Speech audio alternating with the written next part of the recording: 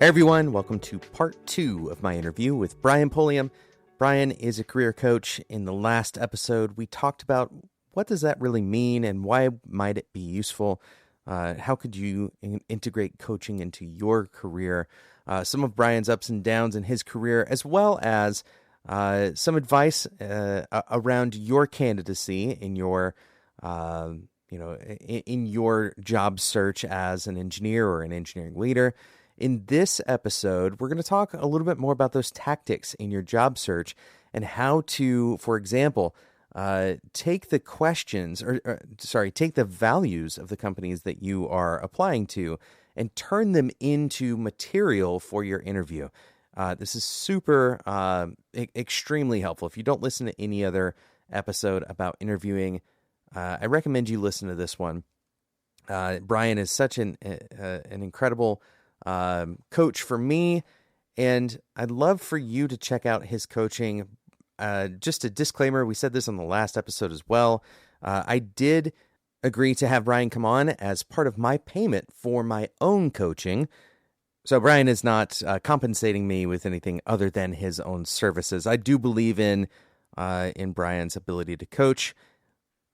Brian didn't tell me to say any of that, but he did ask me to mention that he's offering listeners of Developer T a 10% discount when they book their initial discussion with Brian. You can do that at refactorcoaching.com. Make sure you mention Developer T, and you'll get 10% off of a coaching package, which is 3 or more sessions with Brian. Thank you so much for listening to this episode. Let's get straight into the interview with Brian Pulliam.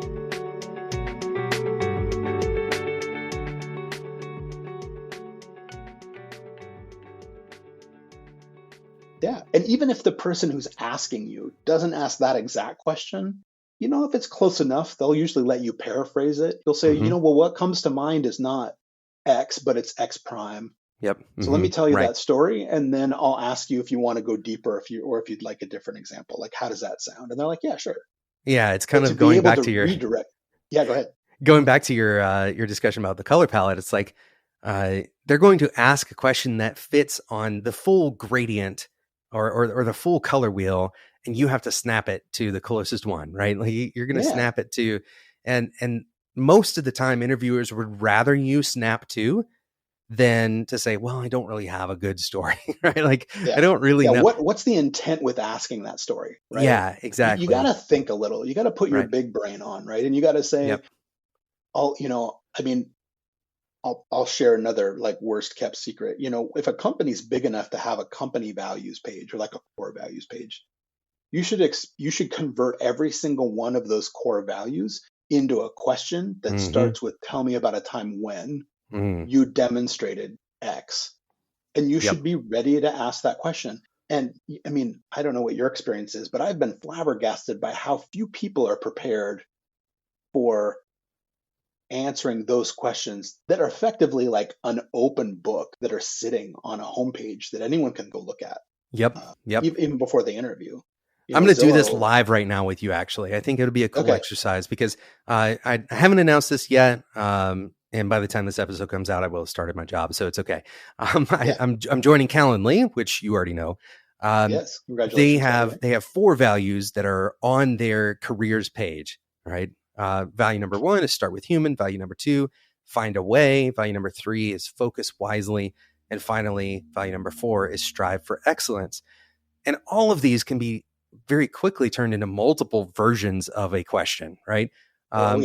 Which one do you think, which one should we pick for the exercise? We can probably do all 4. Yeah, we can do all 4 if you want. All right. So start with human. Tell me about a time when you had to make a decision on behalf of one of your reports to support them in a personal situation. That would be a good start with human question. Right. You're probably not going to get that necessarily, but something along those lines. Yeah. So based on the work we've done, I'm going to have an intro sentence here that you'll recognize, Jonathan, which I'd say, hey, I'm the kind of person who thrives in an environment where leaders are seen as people focused and where they can create an environment where success is more likely. Mm. And so when I think about your question about taking a human forward approach to a decision for a direct report, it reminds me of someone who I will call Steve. It's not their real name. And Steve had a performance problem, and it was pretty glaringly obvious. Steve was forgetting things 5 minutes after we talked about something, and it seemed like it came on suddenly. Mm-hmm. Mm-hmm. And the inexperienced leader in me would have taken a very different approach to this. It would have said, "Hey, you're not meeting the bar. What's going on?" I'd get frustrated. But the experienced leader in me took a different tactic, right? I leaned into my curiosity and I said, "Hey, Steve, in my next one-on-one, like I'm observing these things as Mm-hmm. facts, uh, and it feels like your performance is different than it used to be. Is there anything going on in your life? Like, what's going on? Like, Mm-hmm. Mm-hmm. have you noticed these things as well?" And the story I heard afterwards, I will never forget. Steve, as it turns out, grew up in rural China. Uh, so his name was definitely not Steve. Uh, and he was in a horrific car accident when he was about 5 years old. And given how remote of a village he grew up in, he never got medical treatment for it. And so his back healed in ways that create severe amounts of pain for him, so much so that it's hard for him to focus. So now you can see where this is going, Jonathan. Like, Mm-hmm. Mm-hmm. HR will tell you and I both as leaders, like, wow, you need to separate performance and medical issues like completely. But in this case, they're intimately tied together. Mm-hmm. And so Mm-hmm. I had to say, like, hey, I'm wondering, now this is before COVID. And I said, what is it that we could do to your working situation to accommodate, to make reasonable accommodations for you to go address this? Because I feel like this is interfering with your ability to do your job. Like, what do you think? And I got Steve to sort of admit that, yeah, this interferes with my ability to focus at work. And I said, well, let's fix that. Mm-hmm. And Mm-hmm. this is maybe 3 years before COVID. And we had him go remote. We had him take a medical leave of absence, right? Short-term disability. Mm-hmm. Went and got his back looked at, and then he only came into the office like once a week after that. And it turned out that sitting prolonged periods at his desk and not being able to do like physical therapy, like every 2 to 3 hours, not everyone feels Mm-hmm. comfortable laying on the ground in the office and stretching in Yeah, front of other sure. people. Like I don't care, but other people do. Mm-hmm. And creating that environment for him completely turned his performance around. Hmm. And as of the day that I left Zillow, right, he was still being a successful engineer.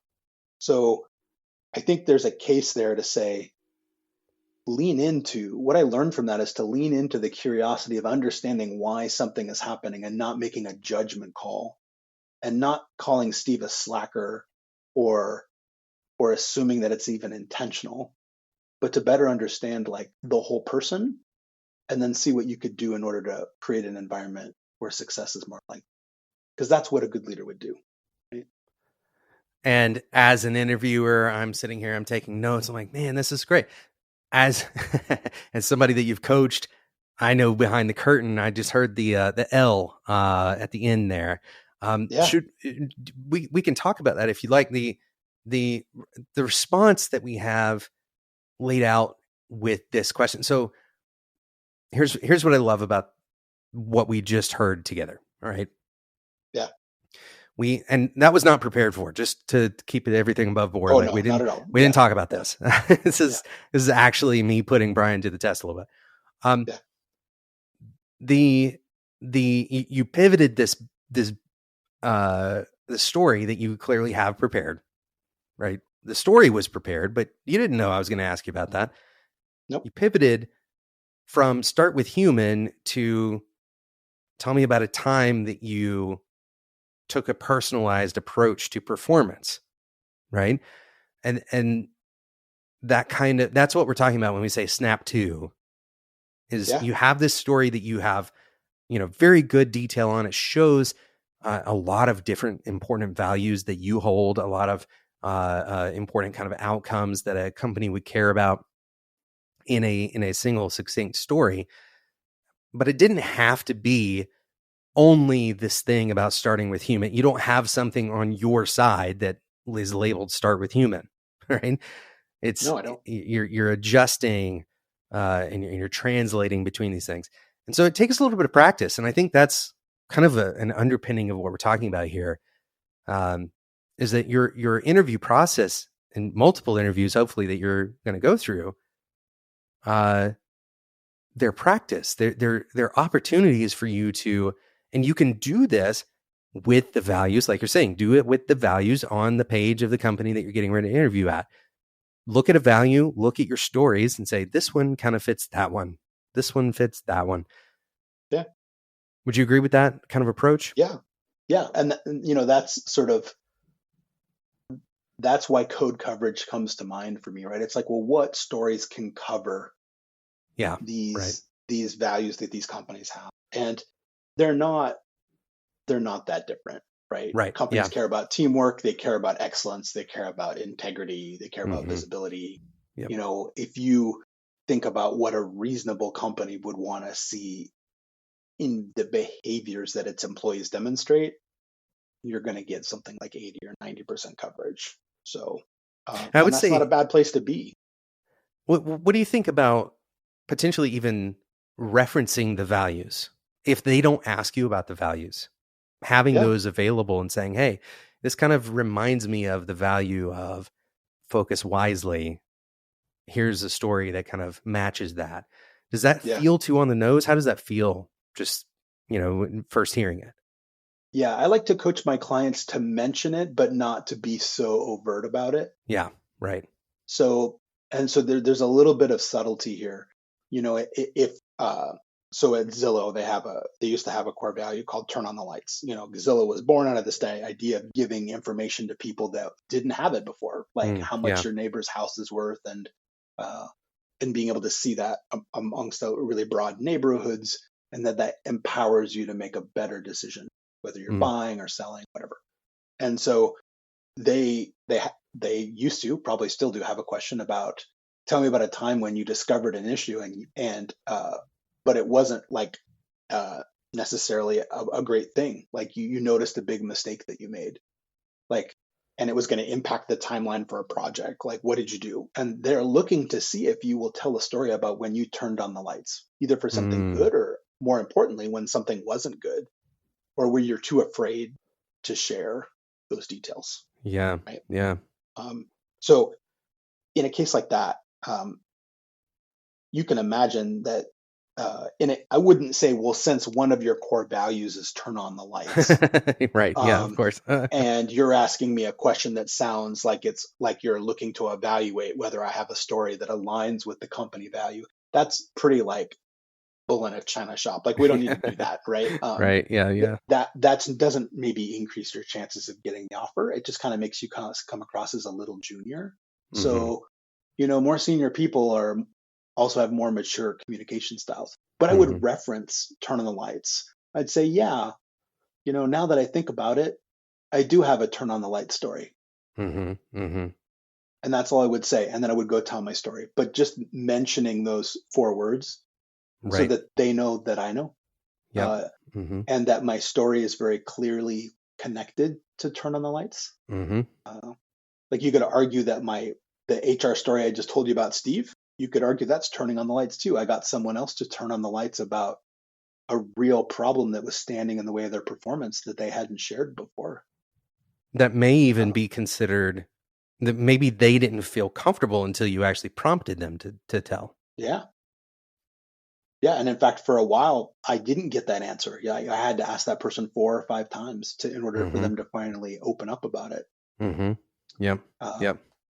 Because not every leader that we know would necessarily respond the way I did, right? That's just the truth. So, and here's an interesting thing. I'll kind of show how this framework is flexible. Okay. Yeah. The second value, the first value is start with human. You answered that one. The second value is find a way. Now, here's the interesting thing. That story can also be a find a way. Yep. Because you're looking at this situation, and one path could have been, okay, we're not going to deal with this. We're just going to put this person on an improvement plan. We're going to make life difficult until they quit. Terrible management tactic, but certainly one that people use. Or we're going to find a way. We're going to make this work. So, and again, it's not because you picked a broad story. It's that you're looking at different aspects or different kind of facets of the same story, right? Does that track? Exactly. Yeah, it does. When you say find a way, most people interpret that as like if they're an engineer, they think of it as like find a way through a technical problem, right? Like that's how most of us will perceive that. But you're right. Find a way would work with leadership too. Mm-hmm. But the story that comes to mind for find a way, which is actually kind of funny, when I was at Zillow, we were tasked with one of the use cases we support is like mom and pops that own like one rental, right? So not like big property management companies with 10,000 units. Sure. But Bob works in tech and he has a rental and he wants to list that rental on Zillow.com because Zillow.com has rentals. And so, but the wizard to go through, like the rental owner needs to go through, the landlord, it has a place where you have to add an address. Not a surprise, but it doesn't real time validate whether that address is legitimate. It actually does that later. Now, you already know where this is going because you've been around the block. So if they make a typo and you get all the way through this process, there was like a 2 or 3 hour delay before we would send you a notification that like, hey, you typed in the address wrong. But if lots of attrition, I bet, right? Yeah, not only that, but when you only own one unit, that's not your job. Like you have other jobs, like you work at like in tech, right? If you don't capture them at that moment or soon after, it's a really bad experience because this person doesn't have all day to go do this. They're doing other things. And so I was the TPM for this project, and I asked my engineers, what could we do here? Why is it taking 3 hours? Right. And it turns out, and this is going to make I hope you have a bucket nearby because you might vomit when I tell you this story. But so the reason it was 3 hours long is because they were batching things together. You're like, okay, makes sense. And they were batching things together and they were screen scraping. And you're like, oh my God, how could you do both of those at the same time? This sounds so terrible. And so, and then they told me it was going to take 6 months to solve this problem. And I'm looking at the solution and I'm going, yeah, I guess I understand why it will take that long. Maybe there was some buffer there, but we couldn't afford 6 months. So I had to find a way.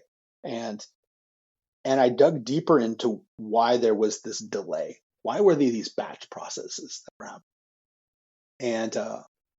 And nobody knew. It was a SQL job. That's all we knew. So I went to go talk with ops and I said, can you look into this job? And they said, yeah. I said, what about it? It's been running successfully for a long time. I was like, okay, well, that's good. Like, how long does it take to run? And they're like, on average, or like the longest it's ever run? And they said, I'd say on average, or like 9 minutes. I was like, wait, what? And they said, yeah, it runs about 9 minutes and it's scheduled to run every 3 hours. Why? Do you want it to run more often? And I was like, yeah. Like, how often would you permit us to run that? And they're like, well, let me go look at 3 months worth of like statistics here on how long it's ever taken to run, right? Like that seems reasonable. What's P95 look like here? And they said the most it's ever taken to run is like 15 minutes. Every 20 minutes okay? And I was like, yeah, that'll do. And so we had an OKR, and for those who don't know, it stands for objective and key results. And we had a KR, a key results for that quarter, to reduce the turnaround time it took to notify people that their address was invalid. And this was one component of that. So with 0 lines of code, right? Because the ops team just reconfigured a job to run more often. Yep. Our turnaround time goes from 3 hours to 20 minutes, right? With a conversation, just one. With a conversation, right? And you better believe as a PM, like I'm not going to go after that 6 month user store anymore. I'm like, dude, we got like 80% of what we wanted. And we didn't have to write we're moving on. We're doing like, something else. This is infinite ROI. Yeah. So I wasn't able to deliver the sub-second validation that was the original request. Hmm. But to go from like 180 minutes to 20 minutes, like there is a chance that if they started this wizard, because the wizard takes maybe 5 or 10 minutes to go through anyway, that I Hmm. will still be able to capture them before they go off and do something else. Hmm. And Yep. so for our perspective, it wasn't like we like knocked it out of the park, but man, to spend no engineering effort and to get 80% of the way, get it 80% smaller. Well, not even 80%, 8 times smaller, um, Hmm. is is that's how I found a way, right? So like I said, I'm doing this live, so I would practice this and it would be much shorter. But Yeah, of that, course. Right, right. like when you hear that story, like what do you think about the person that's telling the story? I think first the way that you wove in like the subtle, like we were talking about, it's not on the nose for the value, right? You Yeah, quickly kind of you wove that in a way that felt authentic and true to what the value is actually representing. So that's one piece of it. Uh, when I hear it, I think, okay, this is a person who, um, again, the OKR orientation, the outcome orientation. You're not jumping to code. You're not jumping to try to make your developers do go and try to code a new thing to solve the problem. You're not one type of solution minded. Instead, you're focusing on the variety of ways. Looking at what is the actual root of the problem, and we can attack the root of the problem with, again, like a Pareto principle, 80-20 kind of thing, right? So uh, yeah, you accomplish a ginormous lift, recognizing that, well, there still is room for improvement, but product has chosen not to pursue it, which is the prerogative. And it tells me a little bit about kind of like the power structure that you worked in the past as well. So that mhm, kind of gives me some meat on the bone to discuss, like, well, at our company, maybe product holds a little bit of a different role than what you worked in there or whatever. So you're giving some kind of more than just saying, here's what I value. You're also saying, here's how I have worked before. So there's a yeah, lot that comes with this. And this is why I think stories are so valuable, because they communicate so much, yeah, right? This is the key, um, to a great interview is really just nailing these stories, I think. yeah. Stories move the world, right? I mean, people write Hmm. $50 million checks to startup founders based on stories, Yep, right? There's data in there absolutely. too, right? But even if you have the data, if the story is not compelling, like stories move people. The data still has to be stitched together, right? It still has Sure. to tell a narrative of why now, and why this, why me, right? Yeah. Why would you give me money to go do this rather than going and doing it yourself? Yeah. So we've gone through two of these. Do you have time to go through the other two? Sure. Excellent. So we've gone through start with human. We've gone through find a way. Hang on, airplane. Okay, they moved. We've gone through start with human. We've gone through find a way. Now we're going to go through the next one, which is focus wisely. And to give a little bit of color, I'll read a little bit from, again, this is on the Calendly careers page. It says, we recognize that all things do not matter equally. We are highly analytical in our approach, digging deep to discover the top priorities. Bootstrap mentality keeps our focus on what is most important. We think lean, act resourcefully, and refuse to compromise on quality. So, tell me about a time when you had to choose between two really good options. Yeah. So I'm definitely the kind of person that loves to think about global maximum, and I think there's a lot of leaders that think about maximizing their team's ability to get something done. But there comes a time when you look sideways at a sister team and you look at what they're trying to accomplish and you compare it to what your team's trying to do. And if you were the director or the VP and that other team was struggling, you would offer some of your team's resources to help them get things over the line, right? Because like it's just how the way things play out, right? Sometimes we have the huge impactful project in Q3. And then our sister team has this huge impactful project in Q4. So I remember a time when my sister team was struggling. So I was in a growth org. I worked for this engagement team, and there was another team that was a sister team of mine, and they had this huge project. And I remember looking at what it was we were going to deliver and talking with my PM about what was left in the quarter. We had already planned the quarter out. We had our stories lined up. And I just remember looking at the stories and being like, I just don't feel like I don't feel responsible using my resources on the things inside my little ring fenced, backyard pasture when I see my neighbor and what they're trying to accomplish and what our resources could do for them. And so focusing wisely for me in this case was talking to that other engineering manager and their PM. So we had what's called a 2-on-2, so we brought, the PMs and the engineers together for sister teams. And I said, a resounding success for my stories that I'm working on are not going to deliver a tenth of the impact if I lend you some of my resources to go after this big swing you guys are taking. And so I want to talk about a proposal we could make to leadership to cut some of the scope that we were going to deliver this quarter in favor of lending more engineering horsepower to your team. Because as it turns out, these two teams were once a single team, and they had recently split when I joined. And so most of the people on both teams had the same domain knowledge. So there's not really a lot of ramp up time. They could really kind of pivot pretty quickly, much more quickly than other teams could. And RPM was kind of a little frustrated about it, which makes sense. They said they were going to deliver this. And I said, but can you look at me and tell me that if we deliver this at a resounding success, that our impact will be higher than if we just help this other team? And they couldn't really say it. They were like, no, you're right. And so we went to leadership and we said, hey,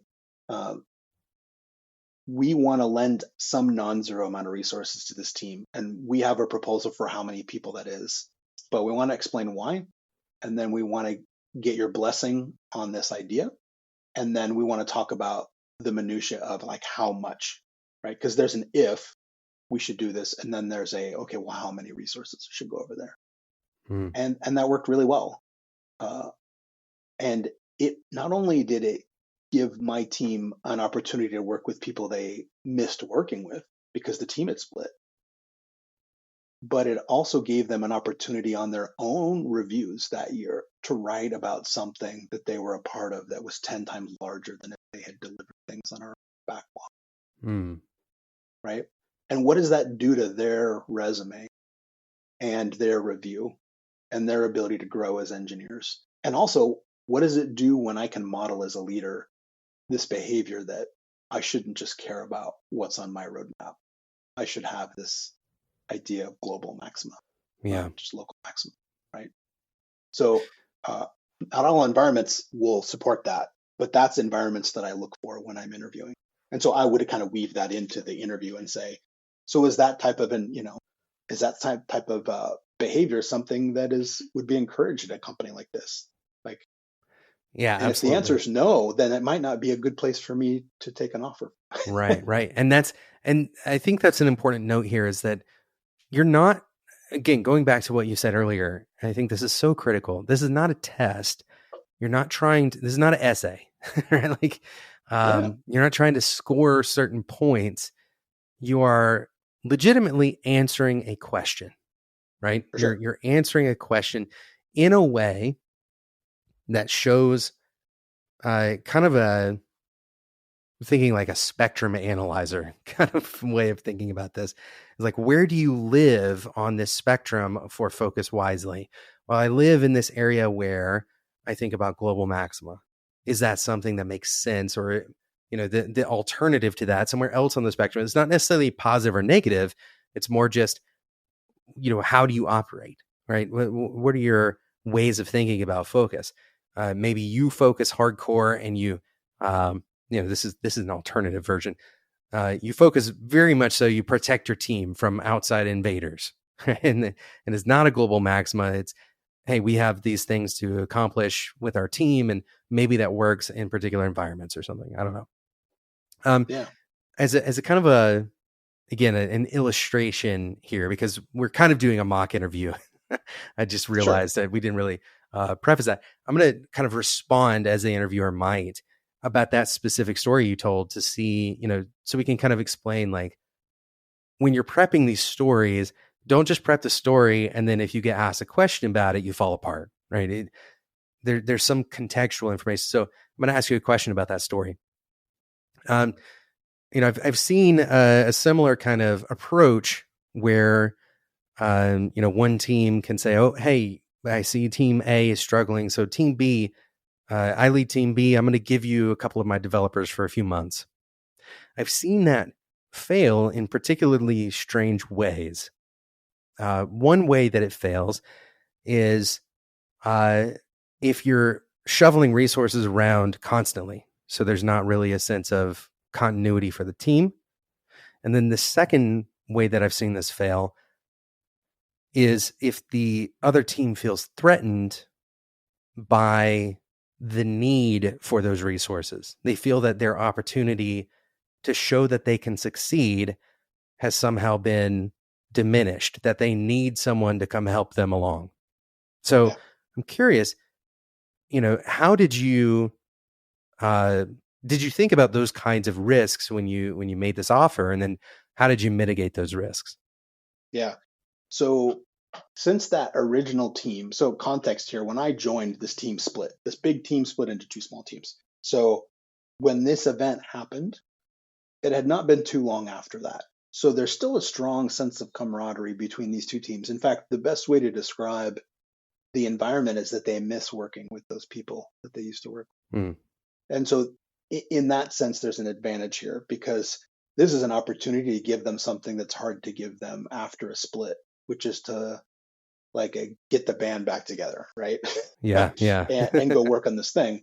And because they'd worked together for a while and the charter basically got split, they already felt ownership for that larger charter and were getting used to not caring about the whole thing.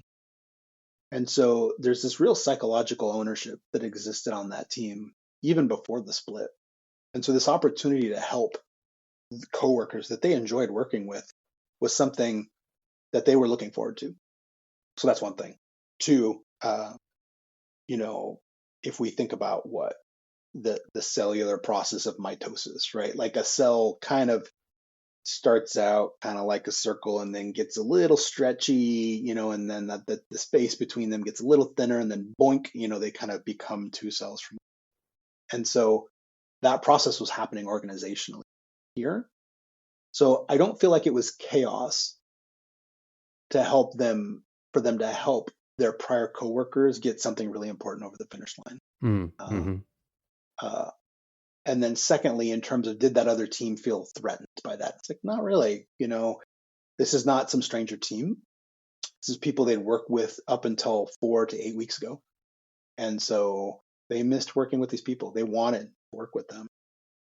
And then on top of that, being a growth org, I don't know, in an interview, I wouldn't be able to assume that the interviewer knows a lot about growth orgs in general, but a lot of growth organizations work in what's called an away team capacity, which is to say they work a lot on code bases they don't own.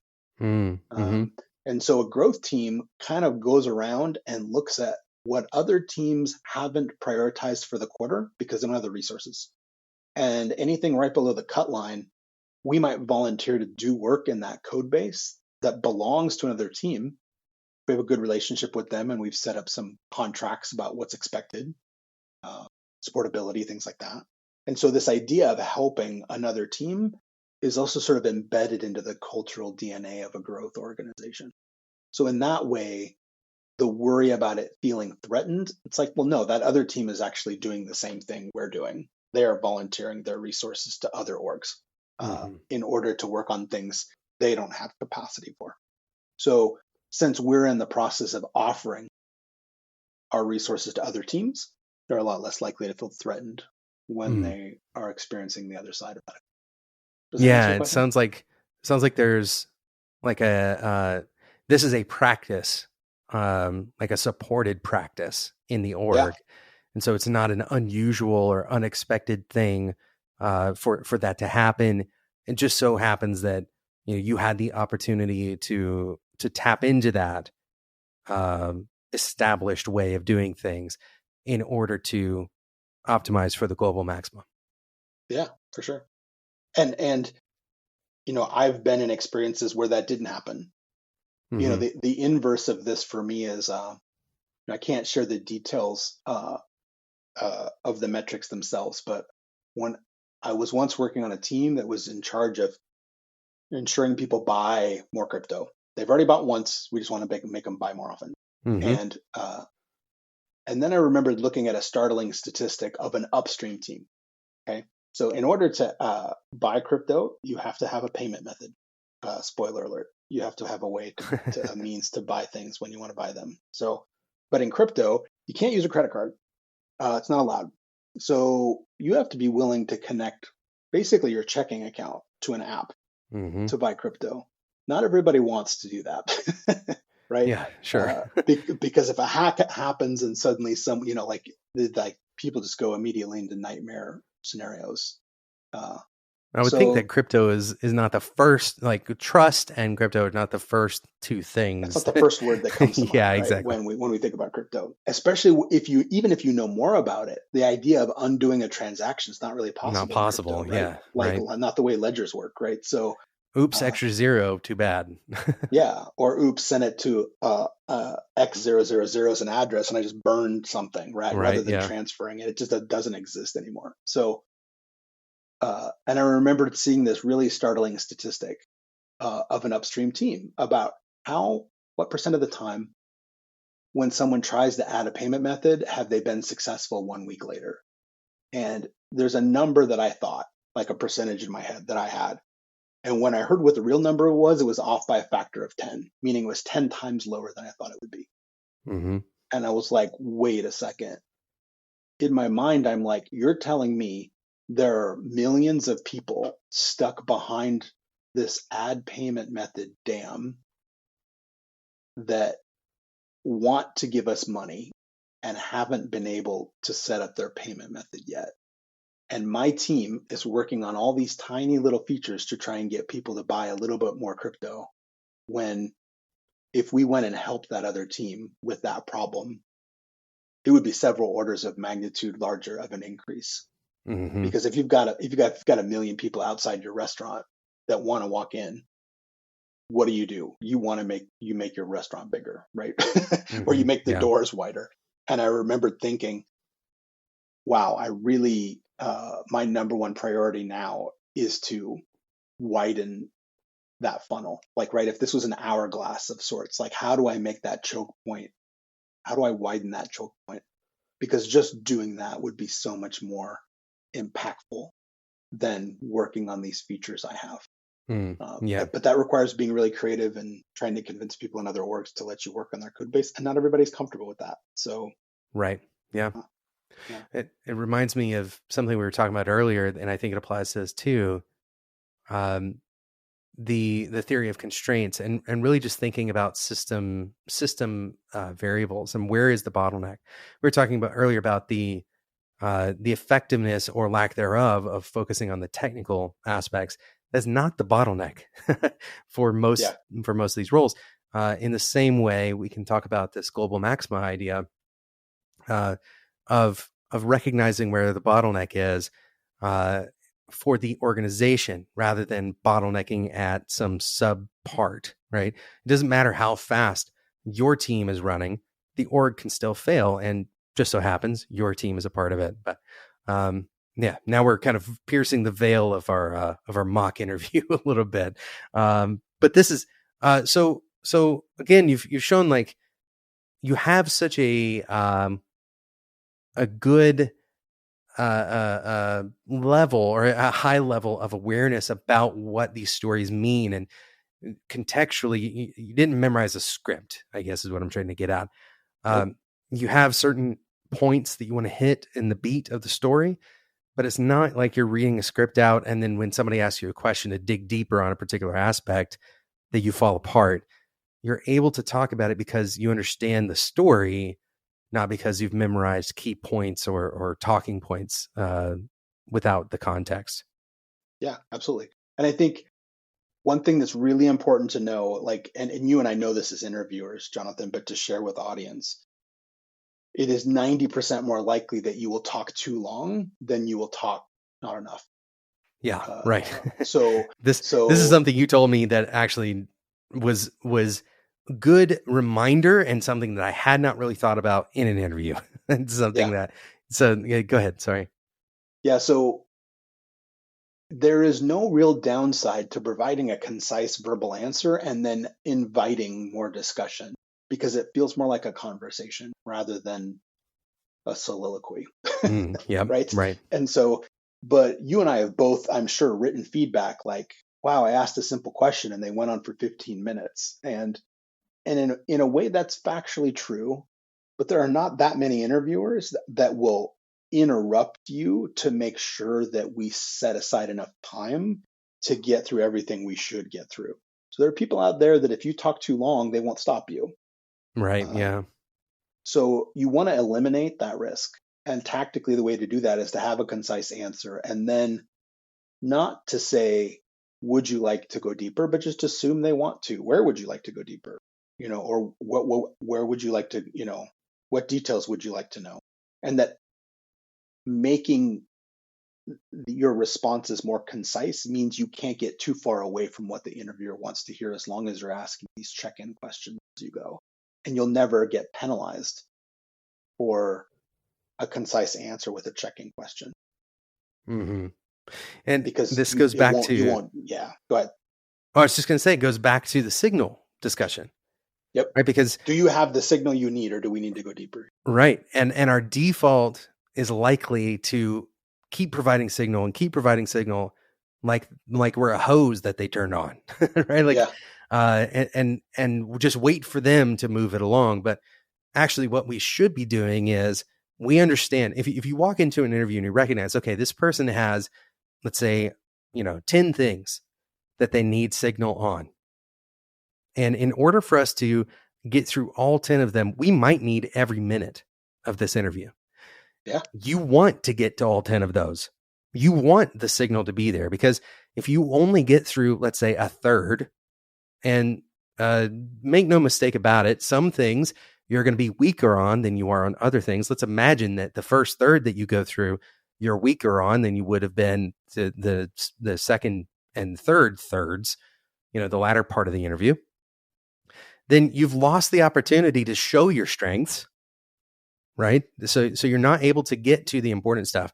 And now in the debrief, when they're looking at you versus another candidate that maybe has mediocre performance, but they got to all of the questions, they have signal across everything, they're likely to pick the other candidate to move forward.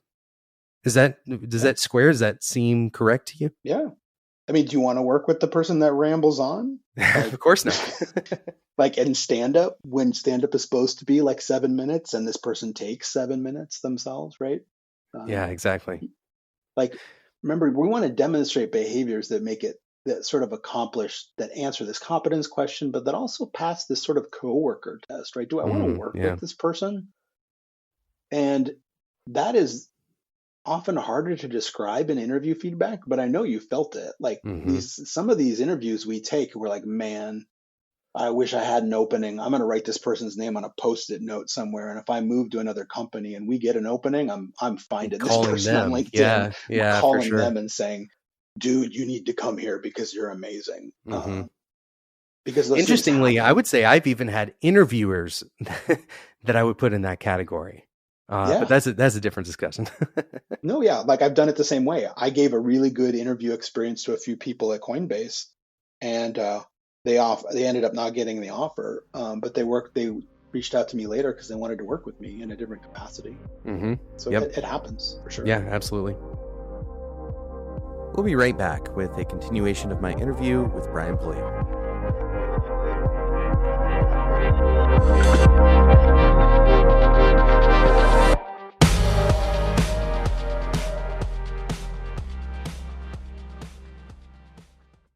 How long should it take to write 7 lines of code? Minutes? An hour? What if it takes 5 days? You might be tempted to think the developers on your team need help writing code, but that's not usually the case. The biggest drag in software development isn't writing code. It's having enough context to know what code to write. In a perfect world, your engineering team wouldn't waste time, days even, searching for the context to understand your application. But on average, most developers spend more than 2 hours a week trying to find information about how a codebase works. That's why there's Unblocked, to give your engineering team the answers they need to get their jobs done at the speed they and you both want. Your code base is a compilation of thousands of past decisions and discussions that live across tools like GitHub, Slack, Jira, Confluence, and more. And Unblocked surfaces this history next to your code, so everyone on your team has the context they need. And when someone has a question, Unblocked answers with the accuracy of your most experienced engineers. Get started today at getunblocked.com. That's GET, unblocked.com.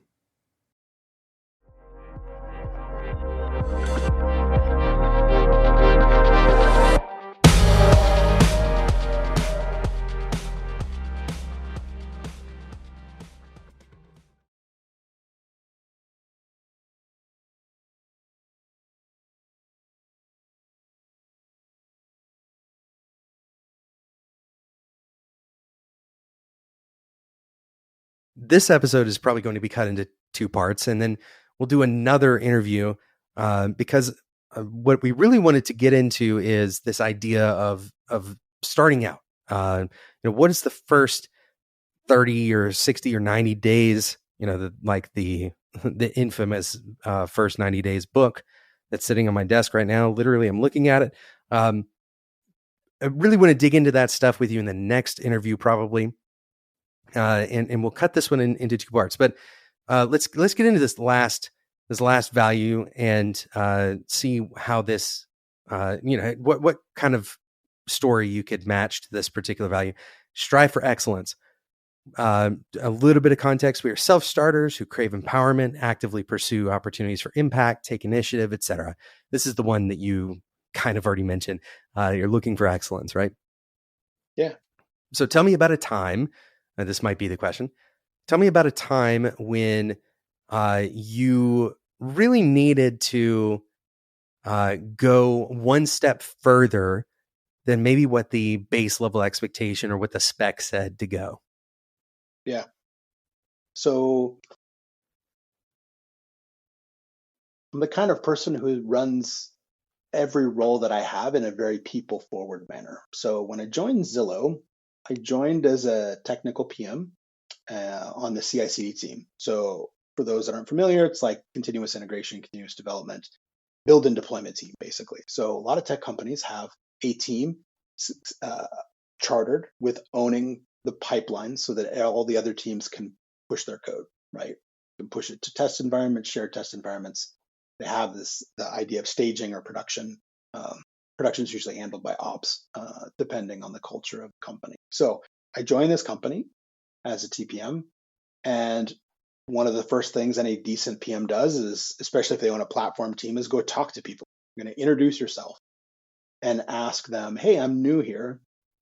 What do you like about what we offer as a team, and what like makes your blood boil in terms of pain points?" And being a new guy, you can rail on me as hard as you want, right? I have no skin in this game. I didn't make these features. I didn't write these specs, and I got a very vivid, consistent picture that went something like, "What you offer is so awful that I am investing money out of my own budget to buy an alternative, even though yours is free." And I was like, wow, okay. So tell me more about that. And it turned out that we had built a system and tried to support it for a long time without addressing technical debt. And there's side effects to that. We were using Jenkins, and there was a highly variable amount of time between when you committed and when a deploy started. Well, if you know CI/CD, the C in there stands for continuous, which is to say that it shouldn't be very long between a commit and when a deploy starts in your pipeline. And our dashboards had told us that, these delays were something like 5 minutes to 45 minutes. 45 minutes is a long time to wait for a CI/CD pipeline. It basically was not meeting what I considered an acceptable bar. Like, these people don't consider this. Not only is it long, but it's inconsistently long. And in some way, the inconsistency is worse than the duration. It always took Yep. 20 minutes. An engineer could go read a PR, like go give some feedback, right? Go open a design doc, go to a stand-up, do something. But when it's inconsistent and highly variable and it could be long, it's like insult to injury. So the first thing I did is I partnered with some of the more technical people on my team, my principal engineers. I had two, and we talked about what are we going to do here to raise the bar on excellence. And it took a while, but we we significantly refactored what it is our customers were exposed to. They were actually exposed to how we were storing our data in YAML files, which was kind of terrible because we couldn't make a data change without them having to change the way they did things. So we had to create a bunch of wrappers. And once we'd done that and refactored everything behind the scenes, we got our P90 delay from commit to deploy start down to under 3 minutes, and while supporting a 10x increase in deploy volume. So 10 times as many deploy requests coming through the pipeline, and instead of up to 45 minutes being P90 being something like 15 times faster under 10 times the load. Wow. So, I don't think nobody told me and sat me down. My boss didn't say, you need to go make these happen.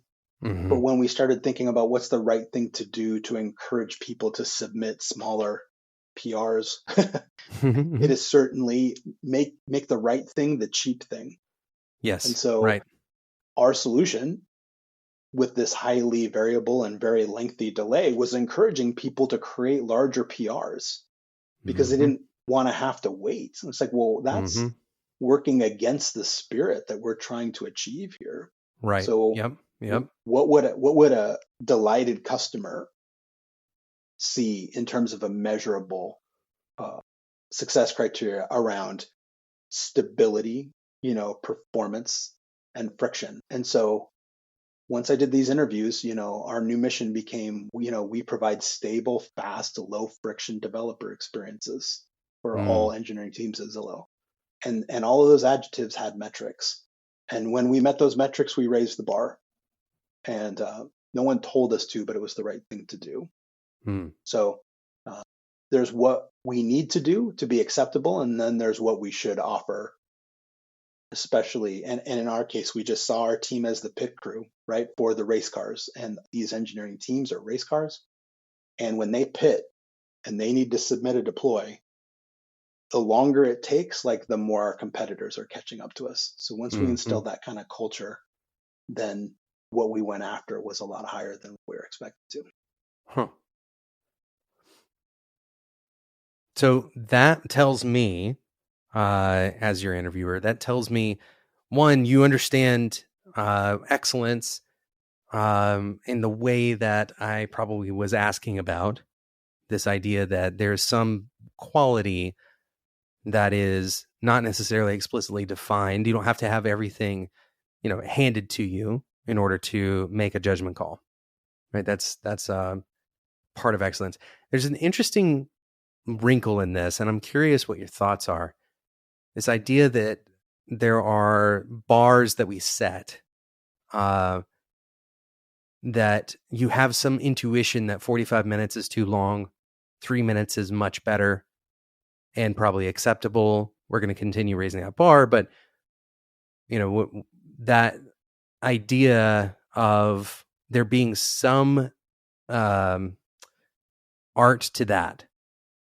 I'm curious, where would that line be? How do you define? What if it was 20 minutes, or what if it was 15? Where do you, how do you develop that intuition?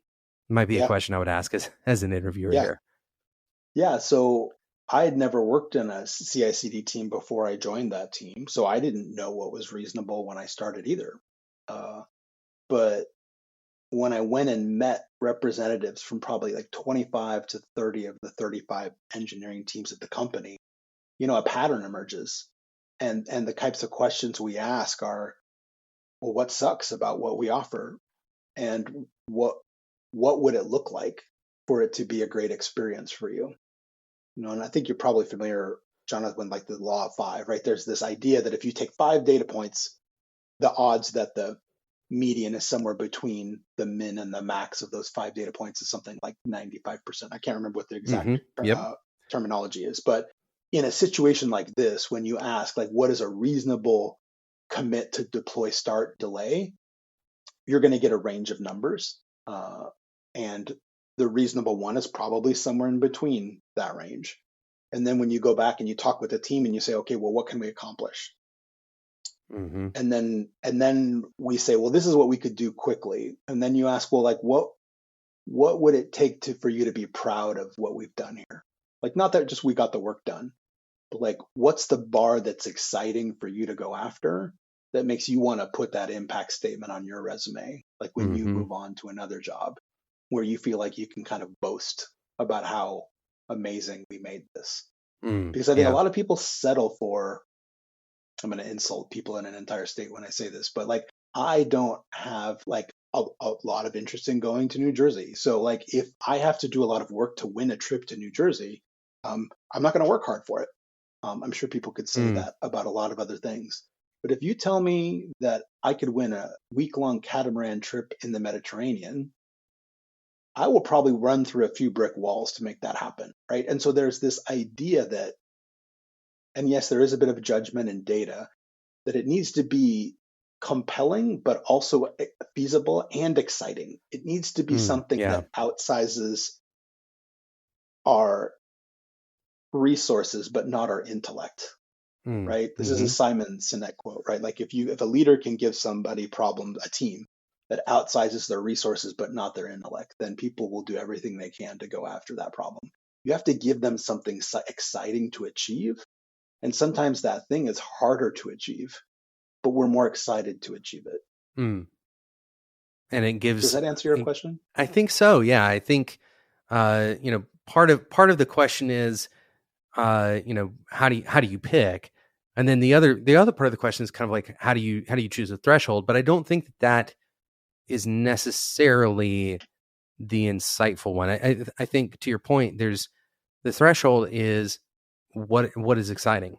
Like there's a problem here. Let's set a threshold that gets us to a place where we collectively are happy or excited about the accomplishment that we've made, which may be going from 3 hours to 30 minutes, right? Yeah. If you had a 3-hour CI/CD process, cutting that down to 30 minutes is a massive improvement, where 30 minutes may be, again, intuitively bad at another place.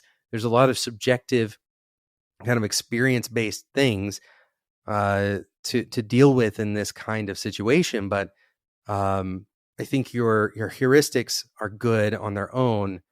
The idea that, you're not necessarily beholden to a specific number at every place. In other words, you go to another job, you encounter a similar problem. 3 minutes is not necessarily going to be your new standard that everybody has to meet from now on. Correct. Yeah, there's a crawl, walk, run approach here, right? So there's like, how far away from running are we? And can we make the investment? Is running necessary, right? Right. Like, I don't need to run in my kitchen. My kitchen is not that big. Yeah. Like walking in my kitchen is sufficient. And like, in fact, it might be quite dangerous to run in my kitchen depending on what I'm holding in my hand, right? So I may not even want that. But, what I experienced in that environment was people don't really trust us to build the right thing because what we're offering is so far away from their expectations. Okay, so what is it? What are their expectations, right? And what can we do to quickly make small improvements and in parallel set up things to make a larger improvement so that we can earn back the trust for them to share feedback with us that they wouldn't even trust us with at the beginning. Yeah, absolutely. And how do we build those relationships and then show them that we're like a partner in them, right? Right. Like, and Yep. this is where this idea of using a pit crew analogy was very compelling. That it's Mm-hmm. like, you don't have to be the race car driver to contribute to these teams, but if you have a bad pit crew, like, you can lose races. And Right. I wanted our team to feel that sense of like, this pit crew is really about like, how quickly can we get these teams back out on the track, because the other teams are not pitting. Like, Mm-hmm. Redfin is not pitting as often as we are. If our system is slower, then our experimentation feedback loop is slower. And if that feedback loop is slower, we are learning more slowly what works compared to our competitors, Mm-hmm. right? Mm-hmm. So what can we do to excite people about working on um, shared library dependencies, which is not the sexiest topic for a lot of people, even if So you are an engineer, exciting. Yeah. right? Yeah. So that's how we found a way to make the work meaningful, like to give Right. people a sense of purpose. Yeah. Yeah. As a manager, I often think about resume driven development, right? It's this Yeah. idea that, like, what is something that we could say, this is bad enough that we could put it on our resume if we improve it to this point. Yep. And I know that, of course, that's not the only determining factor, but it's a good heuristic, right? It's, would I be Yeah. proud enough of this work to talk about it in an interview setting? Um, if not, then why not? Like, what's and some that's not the only thing you would want to ask about. But in a question like this, the excellence question, absolutely, that would be the kind of thing that you would want to focus on, as something that would land on your resume, as a way of talking about excellence. So again, I guess kind of zooming out of this mock interview for a second and reiterating the importance of the story driven approach, and practicing these stories, practicing understanding the context for your own stories. You'd be surprised the number of people that I've encountered in interviewing where they would tell a story, but then if you ask them a question or follow up, it was almost like talking to two different people. Yep. So that's why I wanted to kind of go into those follow up questions with you. Brian, I'm curious. Before we close out this part of the interview, what is one thing? Let's talk about. Okay, you've gone over the hurdle, and I know we didn't cover resumes or anything like that yet. We could talk about that stuff in the next part of this. But let's imagine that somebody has gone through this process. They've gone through, they've used some of these tactics we talked about. They've gotten an offer. They like the offer. We're making a bunch of assumptions here, right? Sure. Fast forwarding, but we're getting close to day one of this job. Is there one piece of advice for somebody who's launching into a new role? One piece of advice that you would give them to start out well? Yeah. You know, when we join as an engineer in a new company, we tend to think from a scarcity mindset, right? We Mm, say, how long is it going to take me to get up to speed? I need to onboard. I need to ramp. How quickly can I ramp? Like, there's this sense that there's not a lot you can offer, because you believe that the only thing you can offer is to push a PR. right. Yep. Uh, and there's so much more that you can offer that is not pushing a PR that you could do in your first week. So I want to make some assumptions since you made some already. So I feel like I have Yep. Of course. permission to do so. Sure. Like, so let's say you're coming in at more of a senior role. So you're not, and by senior, I mean, I'm expected to amplify the impact of the people around me. I'm expected to mentor and coach more junior people. Uh, the most valuable thing I can do every minute of the day is probably not always writing code, because as a senior, there's other things that are sometimes more valuable, like convincing an art director to not re-render art that's not necessary. Uh, and a lot of those things you can observe a lot in your first couple weeks and compare it to what you expected to see, right? Like, Mm-hmm. if you think about, let's just take a simple like three-legged stool approach, like people, product, process. You join a new team. If you're a senior, you have a sense of what a senior should know at this company, or what a staff engineer does, or what a college hire's capability is. And you should just listen, right? And ask questions. and Mm-hmm. observe a lot and document what you're seeing. Now, this is maybe a little bit more lab coat, right? Observe what you're seeing.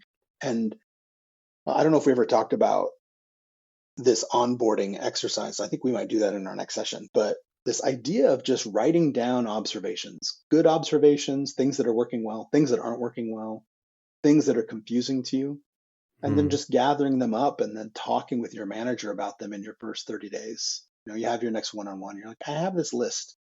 I want you to look at it before we meet, and then I want to talk about them. Mm-hmm. And that Mm-hmm. in your observations and sharing what you think is doing great and what is not doing great, the signal you get back from your manager will help calibrate you to the like what the expectations are in this team. And Mm-hmm. Mm-hmm. I think as a leader, like we've never talked about this before, but I think you'd probably agree that 90% or more of performance issues come from a lack of crystal clear alignment on expectations between a direct and their manager, right? Yeah, if not more. If not Yeah. more. And so, in a way, just like we use this sort of check in question in an interview, which is kind of like Marco Polo, right? We say Marco, and then if we realize the interviewer's way on the other side of the pool, we're like, oh, we got to get closer. We don't want that distance to be too far. You don't want the distance to be too far when you join a new company either. So you Mm-hmm. want to share what you're observing, like as a Marco, and then listen to what your boss says as the Polo, because you're calibrating yourself on what your leader's expectations are of what you're going to do. You Mm. know, Yeah. I've seen senior engineers that write half the code for a team, and I've seen senior engineers that write, a tenth of the code for a team, even on the same team size, right? Because what they were expected to do was just different. Mm-hmm. Uh, Mm-hmm. uh, One of those teams where he didn't write a lot of code, it was like he had to help a sister team as the architect because they didn't have any seniors. And so he had to build a system from scratch. But that was a lot of training that other team on how to be self-sufficient. Well, that's not like writing a lot of code, right? That's sitting Mm-hmm. down and talking about sound principles, first design, how to analyze a system, all that other stuff. So there's one piece of feedback I would say, don't assume you can't contribute, but the way you contribute might be to have conversations on your observations and then Yeah. calibrate to make sure that the distance between you and your boss on what you expect success looks like is as small as humanly possible. Yeah, I'll reference the first 90 days here for a second. I'm curious what your thoughts are on this because I think it kind of echoes what you're saying, but it has this kind of odd, and for some people, I think even off-putting way of explaining this or articulating it. They say to negotiate success, or I guess Michael Watkins, who wrote the book. Yeah. He refers to it as negotiating success. So the idea being that you meet with your boss and you talk about, okay, what does success look like? And perhaps adjust those expectations on both sides. So you get a Yeah. little bit of a change in, let's say your boss thinks that success is, you bringing that CI/CD time down to under 1 minute.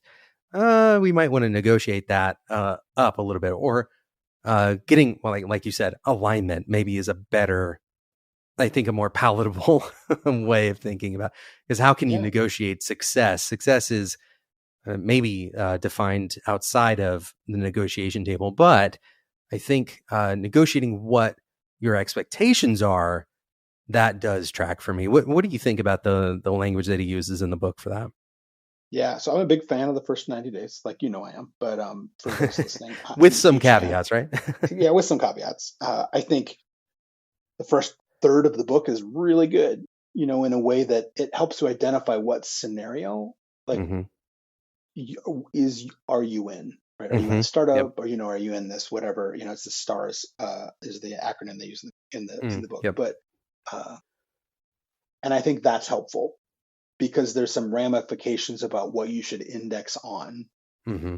that doesn't require a lot of data for you to collect. In Right. fact, I Yep. took a picture of that page in the book and I sent it to my boss and my skip level, and I say, we're Pick in one. this, we're in A, right? And I Yeah, wanted to right. hear from both of them, both my senior manager and my director, that they gave me the same answer. In fact, it was very important that I heard the same answer because I wanted Hmm. to make sure That they they were in had alignment. alignment, right? Yes. Yeah, And when I did, it told me a lot about what to go after. yeah, yeah. But I did have to negotiate success. Like 10 days, 14 days, 14 Hmm. days into that job, my boss came to me and said, I want to give you 7 more direct reports. And I had 6 at the time. So they wanted to go from 6 to 13. Uh, and I had to negotiate success. Now, maybe I didn't do a good job. I'll tell you what I did. You can tell me if I did a good job. So, Okay. uh, I mean, I got laid off, but I wanted to. So I'm not sure what that means. So I asked my boss, I said, how important it is to you that I have a successful first 6 months or first 12 months of this company? Like, and I don't mean like that you care about me. I'm like, how important is it to your career, like as a manager, that the managers underneath you are successful? Uh, Hmm. and he says, it's very important. I was like, okay. And I said, uh, if we have a scale rating of 1 to 5 for employee performance here, and I don't remember if we did, but let's just pretend we did. I said, if you give me these people, what do you think the impact is to my performance rating? Like just as a baseline. He's like, what do you mean? I was like, well, imagine an A/B test where you didn't give me this team and what kind of performance ceiling I have, and you give me this team. He's like, yeah, you're probably going to take at least a 1 point hit on your performance. Mm-hmm. It's like, so if I could get a 4 without this new team at best case scenario, then the best case scenario I could get, if you double my team size, is a 3. And he's like, yeah, that sounds about right. I was like, do you want the ceiling of my success to be a 3 in the first 12 months of me working at this company? And he said, no. And I said, and in that case, what I hear you saying is that we shouldn't give me these people. And he's like, That's and he good. said, yeah, I guess that's what I'm saying. I was like, okay. Like, I'm open to expanding my span of control, but I don't know if, like, in the first 2 weeks of this job is the right time to accept this. Hmm. What do you think? What do you think? And I sort of had to use his own logic against him in a Yeah. way. And I'm really glad I didn't. But I probably could have shown more impact if I did, but I don't think I would have been as successful had I just allowed them to give me that and not negotiate. Yeah, I think it's a valid response, right? I think you're correct about what you're saying. I imagine the feeling for your boss was like, ah, like a little deflated that this didn't pan out the way that he was. Most managers I've met, myself included, are often hoping that I ask somebody to do something like that, and they step up to the challenge in somehow, some way that I don't necessarily have direct impact over or control over. They hit a 4 with those 7 extra people, right? Yeah, Like that's the that's the hope, and of course that doesn't make sense. And you kind of showed him that doesn't make sense. yeah, So in that regard, I think that worked great, right? Like yeah, you came out of it without being overloaded. Um, he came out of it having made the argument for you to not have the reports when he had walked in asking you to have the reports.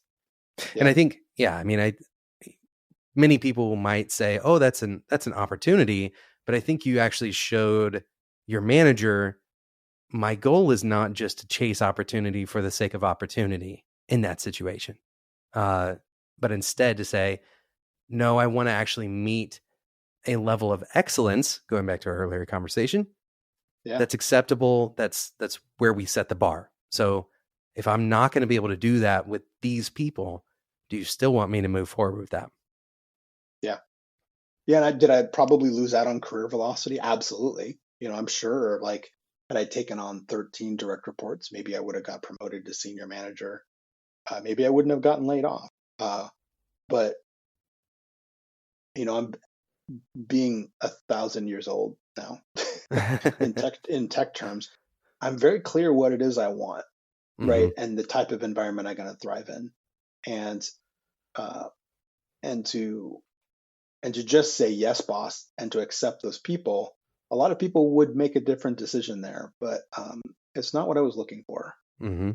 Yep. I didn't want to look back and say, I wish I said no and things would have been better, because it would sacrifice my ability to lead people in a way that I feel like philosophically is the way I want to lead people. Like, I'm a very people forward leader. Anyone who's worked with me will tell you this. And that has implications. Uh, we went through an exercise to identify your strengths. I've done that with every direct report I've ever had. And Mm. and to have that kind of insight into every direct report, and then to be able to look at the team structure of who's good at what. If we Yeah. look for the strengths that overlap, what is the most overlapping strength on our team? That starts to suggest the type of culture or team norms that we want to enforce, Yep. Yep. right? Yep. And so I want to be able to devote enough time to my individuals. And I didn't feel like having 13 direct reports was going to let me be able to lead the way that I felt was most important to lead, the way I wanted to lead. Mm-hmm. And that was a conscious choice on my part. But yeah, other people would make a different decision. And that doesn't mean that my decision is wrong. It just was wrong for me. Right. Well, and I think I think that well, this started out as a question about the first like initial I guess like first week on the job, but I think your point about negotiating success in this particular manner, uh, you have an opportunity in that moment to kind of set the tone and expectation. There was a manager I worked with one time, and this particular the company I worked with at the time was mostly remote. Um, they had kind of a central group of people who worked in mountain time, uh, and this particular person worked Eastern time. And periodically, the company would ask people to travel for like summits or all hands kind of stuff. Okay. This person doesn't like traveling for work, and so right up front, they kind of negotiated this position of, I don't really do that. I don't really travel. Now, uh, hear me clearly. I don't necessarily think this is like a good negotiating position to take per se. If your company is asking you to travel and that was part of the expectations when you were hired, and it's probably a tough sell. But this person was able to successfully do that, so that now, when it's time to travel for most people, this person just doesn't have to do it. Yeah. Now, to your point, like when you're negotiating, that's not a let's see everything that I can get. There's a two-sided part of that conversation. You are also giving something up potentially, right? Yeah. There's a trade-off. Yeah, absolutely. Okay. Brian, I think we could talk for another 3 hours and we wouldn't get through everything that we have that we could talk about here. I'd like to kind of get a final, I'm going to ask you one of my questions that I ask everyone that comes on the show, and then I'll ask you the other one on the next episode. The first one is, what do you wish more people would ask you about? What do I wish more people would ask me about? I think,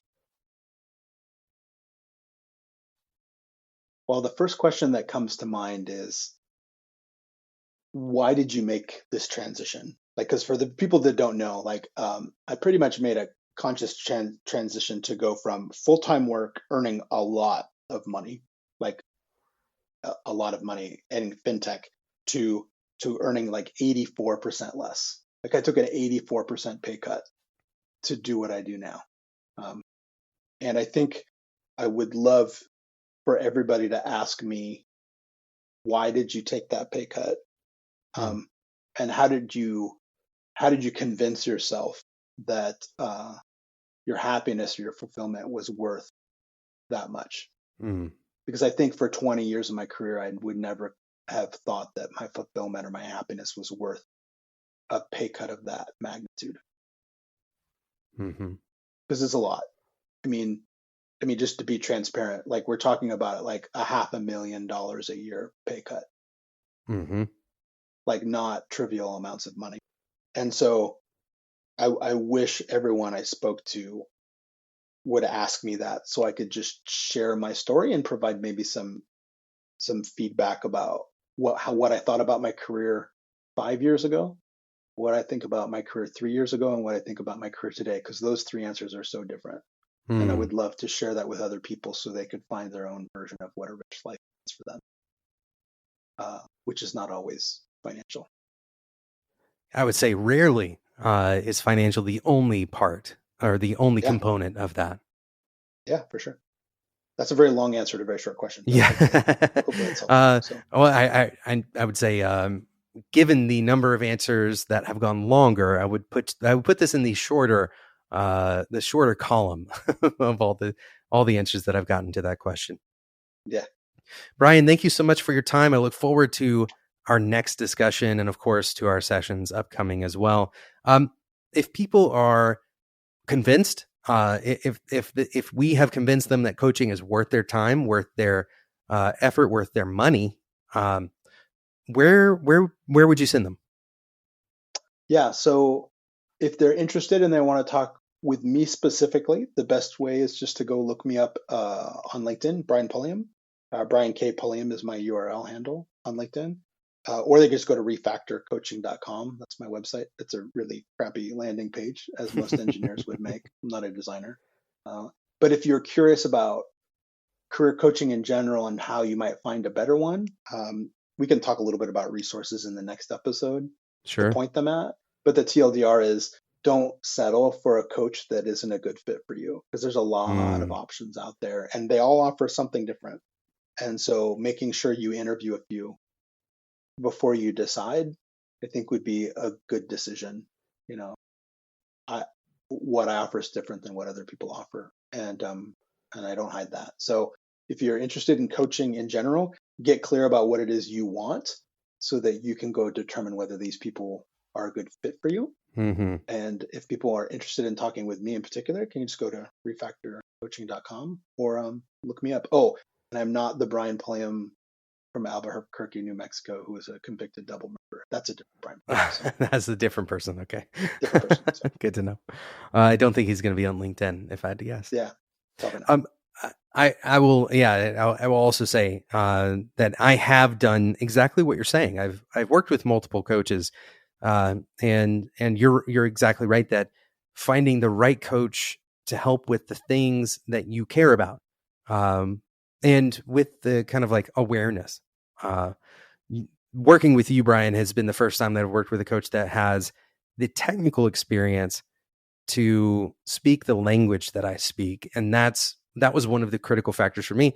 People who are listening to this right now, you may have other critical factors, right? You may have like cultural factors that you care about, like location. They need to have lived in the Bay Area because a big part of your career is based in that or something like that. I don't know. Um, Yeah, those are the kinds of things to think about when you're talking to your coach. This is totally, um, I guess, like within your realm of decision making. Nobody is pushing you to work with a particular coach. It is entirely for your benefit. So be picky, right? Like I think yeah, that's the key factor with picking a coach. I was just very fortunate to come across Brian. And if you have similar tastes and considerations that I have, Brian may work well for you. And dare I say, he may not. He yes. He may not. may not Yes, be the that's right true. fit. Yeah, Um, yeah. The people that get success with me, because like a lot of people ask me that question, people who are willing to experiment to try different things to achieve their mhm, goals. I think that's a really core critical thing. You know, I've been brought up making billionaires richer on A/B testing, so I believe in A/B testing and the scientific method should be mhm, applied to our own careers. And someone who wants somebody with a couple decades of tech experience and 17 years of coaching, um, and someone who's been in tech, like the people who are looking for that, like those are the people that tend to work really well mm, with a coach mhm, like me. But other people want something else. That's sort of the profile of the mhm. people who Absolutely. tend to be a good fit for me. Yep, that makes sense. Brian, thank you so much for your time today. Yeah, pleasure being on here. Looking forward to the next one. And thank you for listening to today's episode of Developer Tea, my interview with Brian Pulliam. Again, if you have not set up an intro call with Brian, I highly suggest that you do if you are looking for a coach to help you either in the interviewing process, or maybe you're just looking to improve your chances at a promo in your current role. Whatever your reason is for wanting a coach, Brian may be the right choice for you. Brian is offering 10% off for folks who book 3 or more sessions. You can get an intro call with him at refactorcoaching.com. Thank you again to today's sponsor, Unblocked. Your developers probably already know how to write code, and what they're actually missing is the context to know what code to actually write. Unblocked gives engineering teams the answers they need to get their jobs done without having to wait on or interrupt their teammates. Get started for free at getunblocked.com. If you enjoyed this episode, please consider subscribing in whatever podcasting app you're currently using. And until next time, enjoy your tea.